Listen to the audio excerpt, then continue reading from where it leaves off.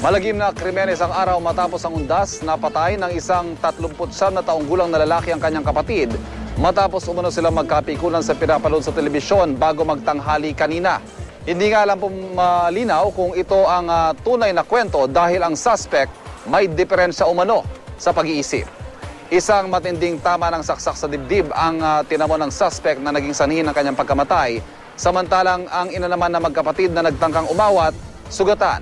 Narito ang aking report. Bakas pa sa bahay na ito sa Barangay Malanday sa Marikina ang krimeng naganap. Bago magtanghali kanina, napatay ng 39 na taong gulang na itatago natin sa pangalang Dong ang kanyang kuya. Hindi nagpaunlak ng panayam ang ina na magkapatid pero sa salaysay niya sa pulisya, narinig daw niyang nagbibiroan ng dalawang anak na nauwi sa asaran.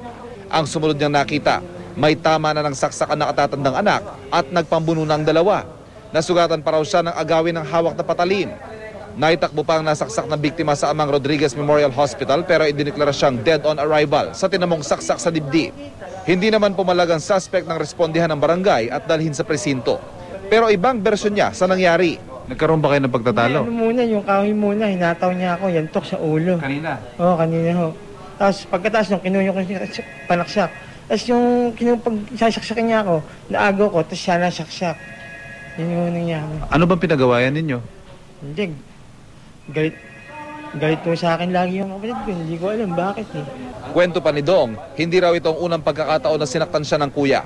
Marami daw kasing bumubulong at pinag-aaway sila. Ang story ho niyan, di sa TV, may nagsabi, CIA daw ako. CIA ka? Oo, CIA. Di sinakyan ko trip, CIA. Tapos si Bad daw ho, Philippine KGB.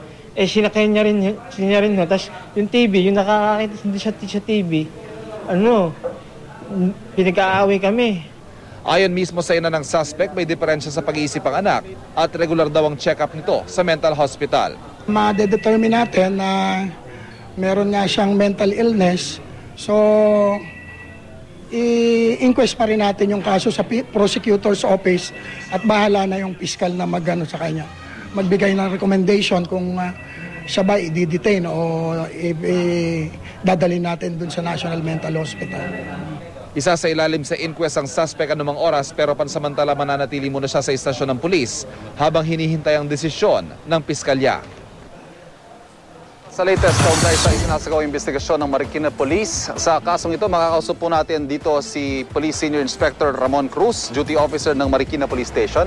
Magandang hapon po sa inyo, Major Cruz. Magandang hapon. Ano po yung latest sa kaso nitong magkapatid ho na napatay ho yung kapatid niya mismo? Ang latest po rito ay in-inquest po namin siya ngayon sa ating piskal at na-inquest naman po. Ano hong kaso? Homicide po ang pumasok na kaso sa kanya. Homicide. Nabanggit po ng ina mismo ng suspect na may sakit daw po siya sa pag-iisip. Ano ho magiging disposition nito? Ikukulong po ba siya dito sa presinto o dadalhin siya sa mental hospital? Sa ngayon po ay kinulong muna namin siya din sa presinto at ang disposition po ay hintayin po natin sa piskal kung kailan po nila sabihin na ilipat namin sa mental, ililipat po namin. Sa official pong statement nitong suspect sa inyo, ano ho ba ang nangyari? Ano ho ba yung kwento niya? Ang kwento niya ay masayro silang nanood ng TV, silang magkapatid at nagkaroon pa silang biruan na nauwi sa mainitang pagtatalo. Ano daw ho yung pinagtalunan nila kung naikwento sa inyo? Parang wala po siyang malinaw na sinasabi kung anong pinagtalunan na pero doon po nahantong yung kanilang pagbibiruan hanggang sa makakuha po ng kitchen knife itong suspect at naundayan po ng saksak itong biktima at ang magulang naman si Angelita ay naawat po sila ngunit nila po ay nasugatan pa sa pag-awat sa kanila. Meron ho bang nabanggit sa inyo na nagpambuno pa daw sila? Yung pong puntong sinasaksak na talagang nagkaroon po ng konting pambuno pero tinamaan kagad itong suspects. Ang biktima sa dibdib kaya po siya bumagsak na kagad. Sa ngayon po, nakakulong po ba siya kasama ng ibang mga preso dito sa Marikina Police Station? Sa ngayon po ay nakakulong po siya dito sa aming presinto. Hindi naman ho kaya siya mag-post ng threat, ika nga, sa ibang mga inmates dyan, lalo't may violent tendencies po ito? Paobserbahan na lang po namin, pababantayan sa aming mga naka-duty jail guard ngayon po. Maraming salamat po, Major Cruz. Maraming salamat din po. Si Police Senior Inspector Ramon Cruz ng Marikina Police.